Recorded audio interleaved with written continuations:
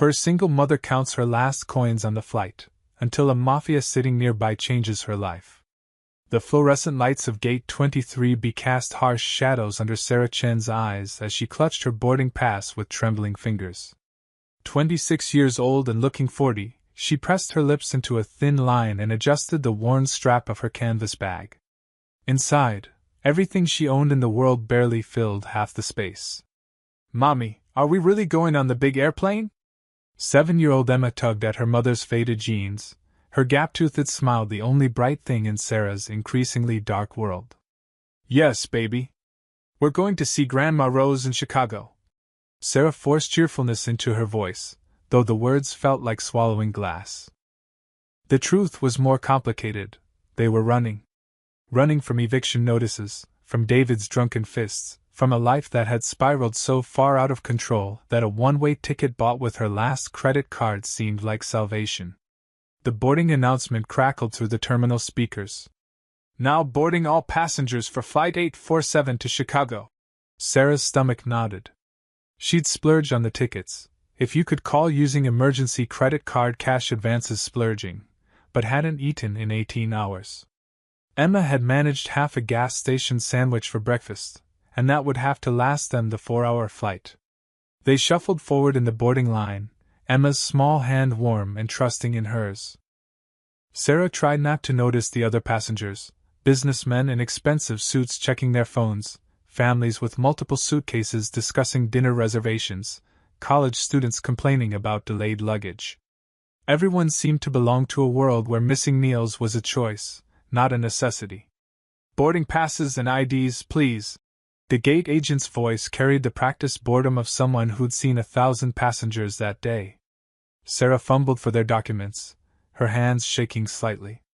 Behind them, a man cleared his throat, not impatiently, just a quiet sound that somehow made her more aware of how long she was taking.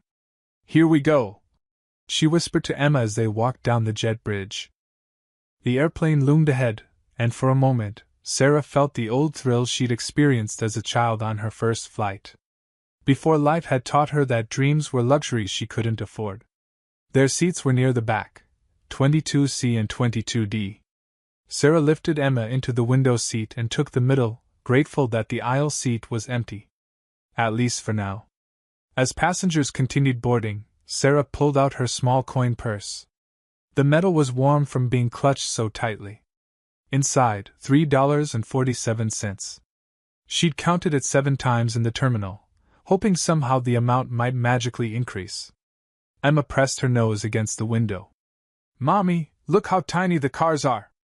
The plane hasn't even moved yet, sweetie." Sarah managed a real smile this time. Emma's wonder was infectious, even in their darkest moments. "Ladies and gentlemen, welcome aboard Flight 847 to Chicago." The captain's voice filled the cabin.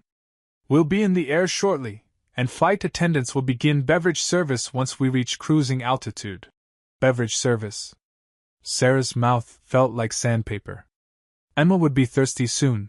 She always got thirsty when she was excited or nervous. $3.47. Maybe enough for a small juice box or a cup of ice water with a splash of Sprite. The plane pushed back from the gate, and Sarah closed her eyes during takeoff, feeling the familiar weightlessness as they left the ground. When she opened them, a flight attendant was pushing a cart down the aisle. "Something to drink?" The attendant's smile was professional but kind. "Could we?" Sarah's throat tightened. "Could we get a small juice for my daughter? Apple juice if you have it?" "Of course. That'll be $4.50 each." $4.50. Sarah's heart sank. She looked down at her coins, then up at the attendant. "I'm sorry, I only have $3.47. Could we maybe get a water instead?" "Water's $3. Sarah counted out $3 in quarters, dimes, and nickels, her cheeks burning. The passenger in the aisle seat of the row ahead had turned slightly, not obviously watching, but aware. She could feel judgment radiating from the business travelers around them. "Actually," Sarah said quickly, "never mind. We're fine." The flight attendant's expression softened. "Are you sure?" "I could. We're fine," Sarah repeated, stuffing the coins back into her purse. Emma looked confused. Mommy, I thought you said I could have juice. Later, baby. When we get to Grandma's? As the cart moved on, Sarah stared at her hands. This was rock bottom, counting coins on an airplane while her daughter went thirsty. The man in the aisle seat across from them hadn't moved, but she could sense his attention like heat from a flame. He was reading a newspaper, the Wall Street Journal, but his eyes weren't tracking the words. Instead, they occasionally flicked toward her and Emma with an expression she couldn't quite read. His suit was immaculate but understated, charcoal gray with subtle pinstripes. His hands were manicured, and he wore a watch that probably cost more than Sarah made in 6 months at her old waitressing job. But it was his stillness that unnerved her. In a cabin full of restless passengers, he sat like a statue, breathing so quietly she wondered if he was holding his breath. When he finally turned a page of his newspaper, the movement was deliberate, controlled. Emma was getting restless, kicking her legs and starting to whimper, her usual precursor to asking for water. Sarah checked her watch. 2 hours left in the flight. 2 hours of watching her daughter grow more uncomfortable while she sat helpless, surrounded by people for whom $4.50 was pocket change. She'd never felt more alone. 30 minutes later, the meal service began. Sarah watched the flight attendant approach with a cart laden with sandwiches, crackers, and small bags of pretzels. Her stomach cramped audibly, and she pressed a hand to her midsection, hoping Emma hadn't heard. "Mommy, I'm hungry," Emma whispered, right on cue. Sarah's jaw clenched. She'd been dreading this moment since they boarded. "I know, sweetheart. We'll eat when we land. But that's a long time." Emma's voice carried that particular whine that meant tears weren't far behind. "My tummy hurts." The businessman across the aisle folded his newspaper with practiced precision and set it in his lap. For the first time since takeoff, he looked directly at Sarah. His eyes were dark brown, almost black, and completely unreadable. "What can I get for you folks?" The flight attendant stopped beside their row, her smile bright and expectant. Sarah's throat went dry. We're okay, thanks." "Are you sure? We have turkey and Swiss sandwiches, fruit and cheese boxes." "How much for the fruit and cheese?" Sarah interrupted, hope flickering despite herself. $8.50. The hope died. Sarah shook her head. "No, thank you." Emma's face crumpled. "But Mommy, you promised we could eat on the airplane. You said it would be an adventure." Every passenger within earshot was now listening. Sarah felt their stares like physical weight pressing down on her shoulders. Her cheeks burned with shame that went deeper than embarrassment. This was the humiliation of failing as a mother in front of strangers. "Emma, please. I want the fruit box." Emma's voice rose to the edge of a tantrum. "You said we could have airplane food." The flight attendant glanced around uncomfortably. "Well, I could. Put it on my tab." The voice came from across the aisle, low and calm but carrying absolute authority. Sarah turned to stare at the businessman, her mouth falling open. He hadn't raised his voice, hadn't even leaned forward much, but somehow his words cut through the cabin noise like a blade through silk. The flight attendant immediately straightened, her posture shifting from helpful to deferential. "Of course, sir. 1 fruit and cheese box. And whatever the child wants to drink. Apple juice."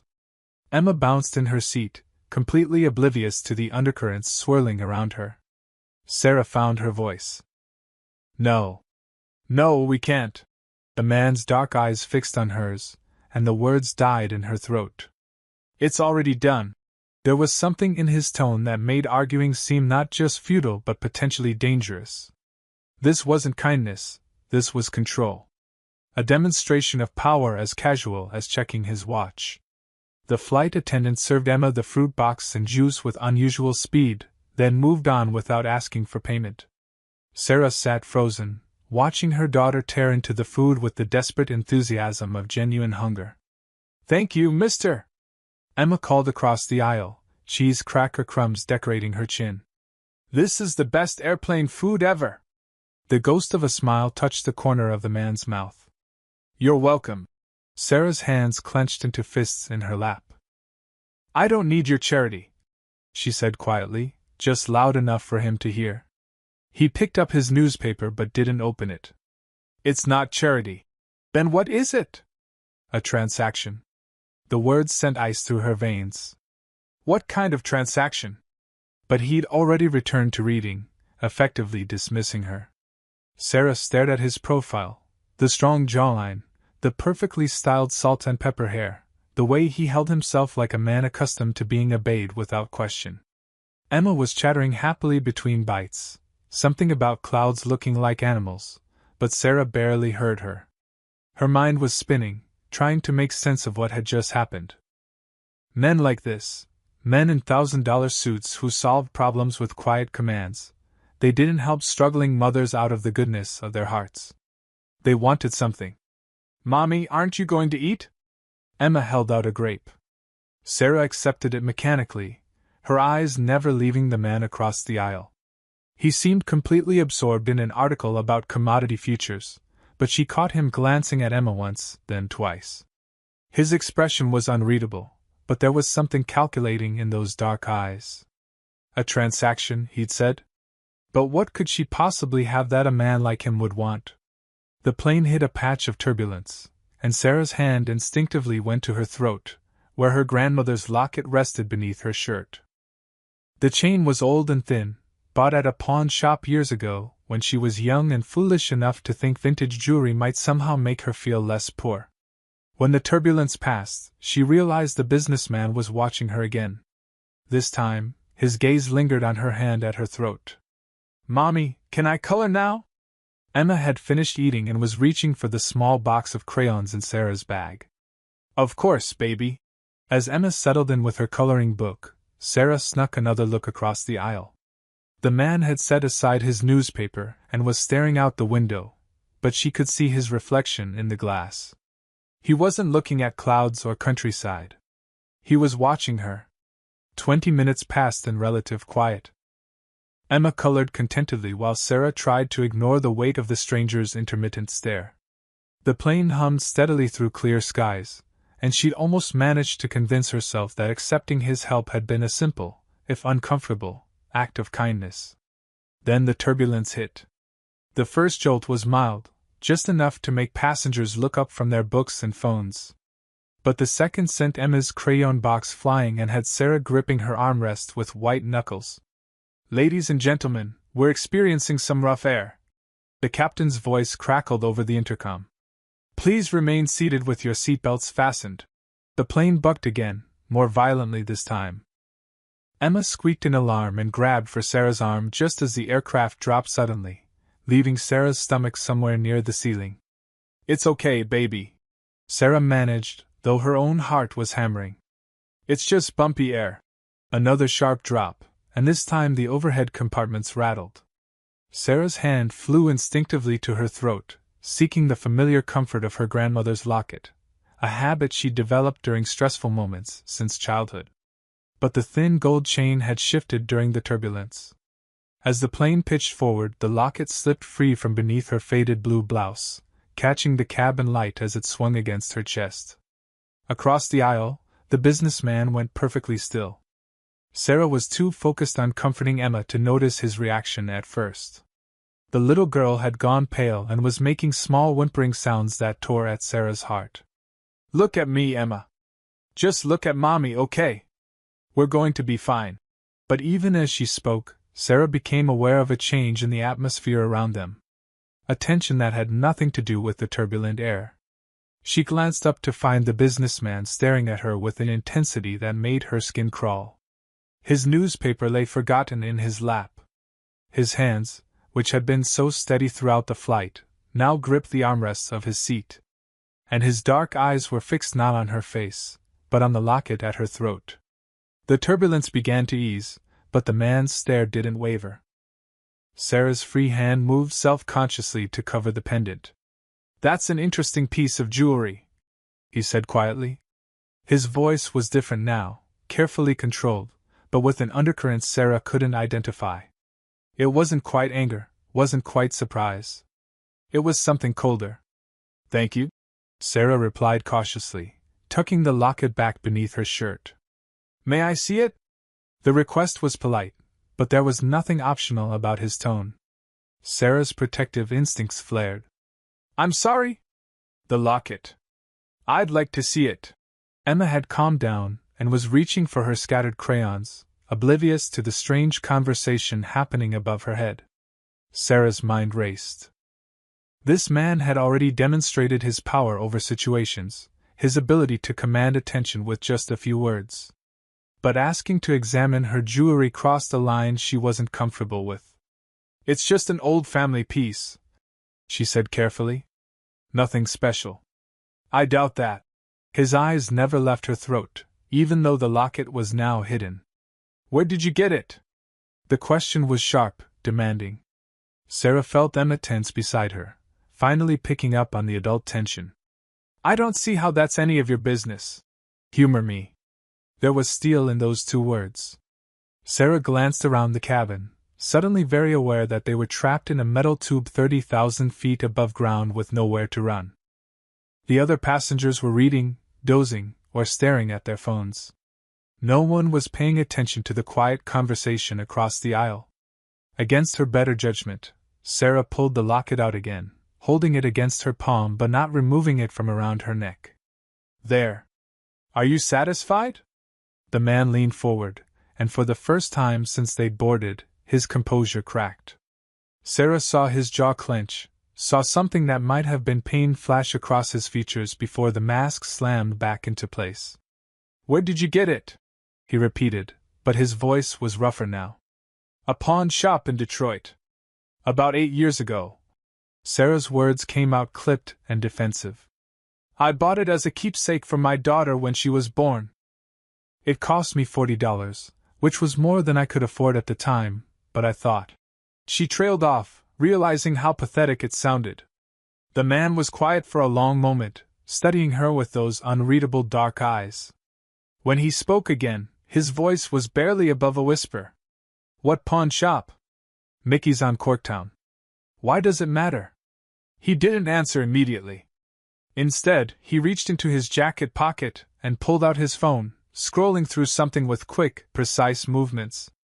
His breathing had changed, shorter, more controlled, like a man trying to contain an explosion. "That locket," he said finally, "is one of a kind. Handcrafted in Italy in 1987. There were only 2 ever made." Sarah's blood turned to ice water. "That's impossible." The pawn shop owner said it was just old costume jewelry. The pawn shop owner lied. His eyes locked onto hers with laser focus. "I know because I commissioned both pieces. One for my wife." His voice dropped to barely audible. "And one for her sister." The plane continued its steady flight toward Chicago, but Sarah felt like she was falling through endless sky. This wasn't coincidence. This wasn't chance. This was something much more dangerous. The silence stretched between them like a taut wire. Emma had returned to her coloring, humming softly to herself, creating a bizarre backdrop of childhood innocence against the growing tension. "Your wife," Sarah whispered, her voice barely audible above the engine noise. "What happened to her?" The man's fingers drummed once against his armrest, the first fidgety movement she'd seen from him. When he spoke, his voice was so low she had to lean across the aisle to hear him. "Her name was Isabella." He stared past Sarah toward the window, but his eyes seemed focused on something much further away than clouds. "We met in Chicago, actually. She was everything I wasn't. Light where I was dark. Laughter where I was silence." Sarah felt a chill that had nothing to do with the airplane's air conditioning. The way he spoke about Chicago, about his wife, this wasn't the casual conversation of strangers on a plane. This was confession. "She knew what I was," he continued, his voice taking on a harder edge. "What I did for a living. The kind of man who could afford to commission one-of-a-kind lockets from Italian jewelers.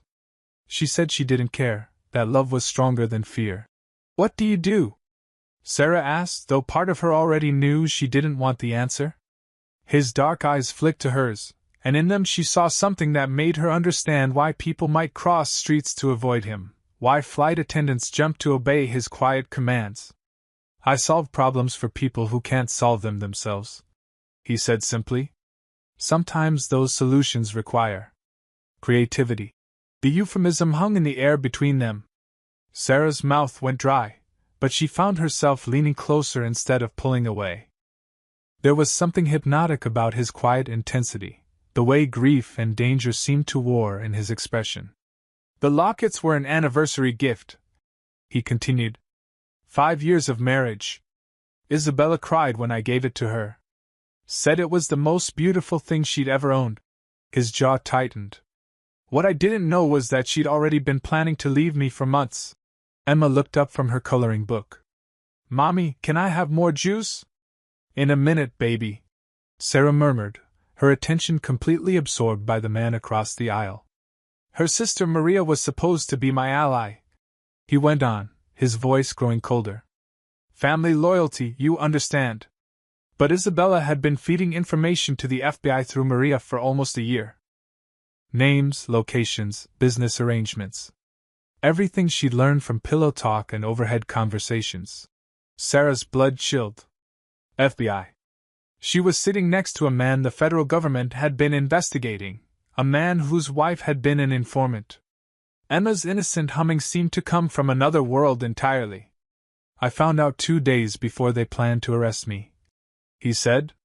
Came home early from a business trip and overheard Isabella on the phone with her handler. She was laughing, Sarah. Laughing about how easy it had been to fool the dangerous criminal with sweet words and warm kisses.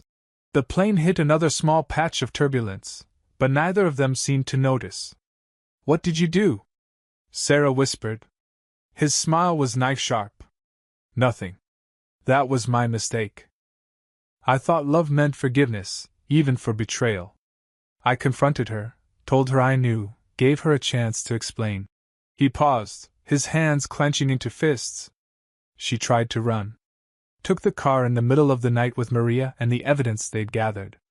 They never made it to the FBI field office. Sarah felt sick. You killed them. No. The word came out like a gunshot. My enemies did. The Torino family had been watching me for months, waiting for an opportunity to strike. When they learned about Isabella's cooperation with the FBI, they saw their chance. Made it look like I'd discovered the betrayal and eliminated the witnesses myself. His voice broke slightly on the last words, and Sarah saw something in his expression that she recognized all too well, the look of a person who'd lost everything that mattered. The FBI believed it. My own organization believed it. And for 8 years I let them. It was easier than admitting the truth, that I'd been too weak to protect the woman I loved from my own world. Emma tugged at Sarah's sleeve again. Mommy, the nice man looks sad. Out of the mouths of babes. Sarah glanced at her daughter, then back at the man who just confessed to being someone the FBI had once hunted. She should be terrified. Should be planning her escape the moment they landed, figuring out how to disappear with Emma before this dangerous stranger could change his mind about his generosity. Instead, she found herself studying the grief etched into his features, the way his hands trembled almost imperceptibly when he spoke about Isabella's laugh. She recognized that particular brand of devastation, the kind that came from loving someone who destroyed you. You're not afraid of me, he observed quietly. Sarah considered the question seriously. I should be. But you're not. No, she touched her locket through her shirt. You're not the first dangerous man I've known. But you might be the first honest 1-inch. Something shifted in his expression, surprise, maybe, or recognition. You remind me of her, he said softly. Not Isabella. The woman I thought she was. Ladies and gentlemen, we're beginning our descent into Chicago O'Hare International Airport. The captain's announcement cut through their conversation like a blade, bringing Sarah crashing back to reality. In less than 30 minutes, this strange, dangerous encounter would be over. She'd walk off the plane with Emma, take a taxi to her grandmother's tiny apartment on the south side, and try to build some kind of life from the ashes of everything that had fallen apart. If Grandma Rose would even let them stay. Sarah's stomach knotted as she remembered their last phone call. The old woman's voice had been thin with disappointment, and barely concealed anger. You made your bed, Sarah. Don't come crying to me because it's uncomfortable to lie in. But where else could they go? The domestic violence shelter had a waiting list. Her credit cards were maxed. She had no friends left in Detroit. David had seen to that, systematically isolating her from anyone who might have helped. You're running from something, the man said quietly, as if reading her thoughts. Sarah's head snapped up. She'd been so lost in worry that she'd forgotten he was watching her. What makes you say that? One-way tickets bought with emergency credit. No luggage except a carry-on bag. The way you count every penny like it might be your last. His dark eyes seemed to see straight through her carefully constructed facade. And the bruise on your wrist you keep trying to hide. Instinctively, Sarah tugged her sleeve down further. She'd thought the yellowing mark was completely covered. It's not what you think, she said automatically, then stopped herself. Why was she protecting David even now? It's exactly what I think. His voice carried a quiet certainty that made her shiver. How long? 3 years. The admission slipped out before she could stop it. But he never hurt Emma. I made sure of that. By taking the hits yourself. It wasn't a question. Sarah looked down at her hands, at the faded white line across her knuckles where David had slammed her fingers in a door during one of his rages. A mother does what she has to do. Yes, he said softly. She does. The plane continued its descent, and Sarah could see the sprawl of Chicago coming into view below them. Somewhere down there was a grandmother who might slam the door in their faces. A city where they knew no one, had no resources, no safety net. I want to make you an offer, the man said suddenly. Sarah's pulse quickened. What kind of offer? The kind that ensures Emma never goes hungry again. The kind that puts her in the best schools, gives her opportunities you could never afford. The kind that means no man will ever raise a hand to either of you again. The words hung in the air like a golden promise and a serpent's whisper all at once. Sarah felt her heart racing. I don't even know your name, she whispered. Vincent. Vincent Torino. He paused, watching her face. And before you ask, yes, I'm one of those Torinos. The ones you've probably seen in newspaper headlines and FBI press releases. The name hit Sarah like a physical blow. Even she, with her limited knowledge of organized crime, had heard whispers about the Torino family. They weren't just dangerous, they were legendary in their ruthlessness. You're offering to help us, she said slowly. But what do you want in return? Vincent's smile was razor sharp. Your honesty. Your loyalty. Your trust. He leaned forward slightly. I've spent 8 years surrounded by people who lie to my face and scheme behind my back. You're the first person I've met in all that time who looks at me and sees something worth saving. I never said. You didn't have to. It's in your eyes. The same look Isabella used to give me before she decided I was a monster worth destroying. Emma had finished her coloring and was now pressing her face against the window, watching the city grow larger beneath them. Sarah's chest tightened as she imagined trying to explain to her daughter why they might be sleeping in a shelter, why there might not be enough food, why Mommy couldn't keep her safe from the world's cruelties. What exactly are you proposing? Sarah asked. A house in Lake Forest. Security that no one can breach. Emma in the best private school in Illinois. A trust fund that will ensure her future no matter what happens to either of us. Vincent's voice was hypnotic in its certainty. All you have to do is say yes. And the cost? His expression darkened. You become part of my world. You learn its rules, accept its necessities. Some nights I'll come home with blood on my hands, and you'll pretend not to see it. Some days men with guns will stand outside your door, and you'll smile and wave like their garden statuary. Sarah felt cold despite the cabin's warmth. You're asking me to become complicit in whatever you do. I'm asking you to be practical. Your daughter is 7 years old and deserves better than counting coins for juice boxes. What has your moral high ground gotten you so far? The brutal honesty of the question cut deep because Sarah couldn't argue with it. Her principles hadn't kept them fed or safe or housed. Her determination to do things the right way had led them to this airplane, fleeing toward an uncertain future with empty pockets and desperate hopes. Ladies and gentlemen, please prepare for landing. Time was running out. The wheels touched down with a gentle bump that jolted Sarah from her spiraling thoughts. She'd spent the entire descent staring out the window, Vincent's offer echoing in her mind like a broken record. Security. Safety. A future for Emma that didn't involve food banks and second-hand clothes. But at what cost to her soul? We're here! Emma bounced in her seat as the plane taxied toward the gate. Chicago! Can we see Grandma Rose now? Soon, baby. Sarah's voice sounded hollow even to her own ears. She glanced across the aisle, expecting to find Vincent gathering his things, preparing to disappear into the anonymous crowd like any other passenger.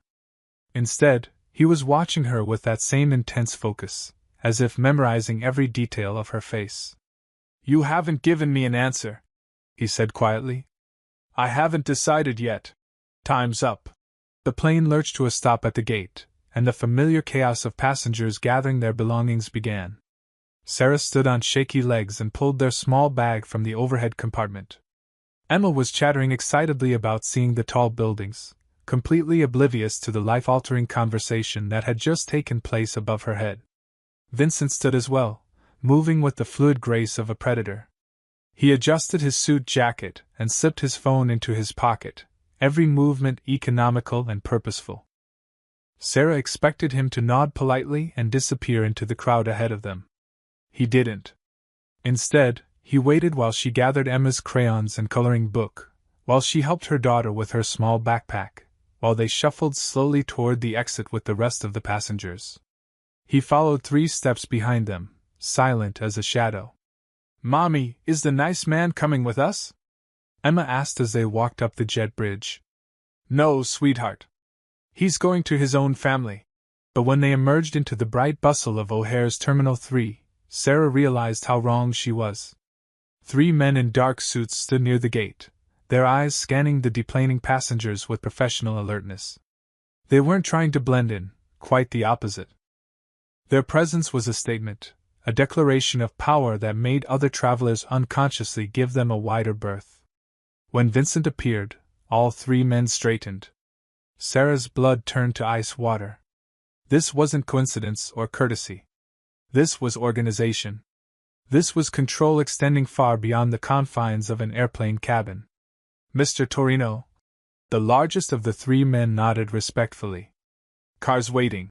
Vincent acknowledged them with a slight nod, then turned to Sarah. Walk with me. It wasn't a request. Emma skipped between them, still chattering about airplanes and tall buildings, while Sarah felt like she was walking through a dream. Or a nightmare. They moved through the terminal like a small parade, Vincent's men creating an invisible bubble of space around them. Other travelers seemed to sense something. Danger, authority, the kind of power that didn't need to announce itself, and moved aside without conscious thought. Near the baggage claim, Vincent stopped.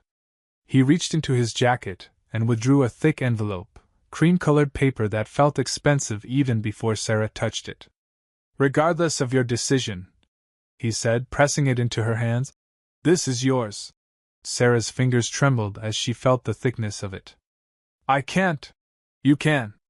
You will. His dark eyes searched her face. That locket around your neck belonged to a woman I thought I knew. A woman who turned out to be an illusion. He paused, his voice growing softer.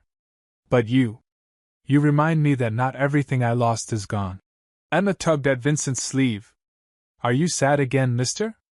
Mommy says when people are sad, hugs help. Something cracked in Vincent's carefully controlled expression.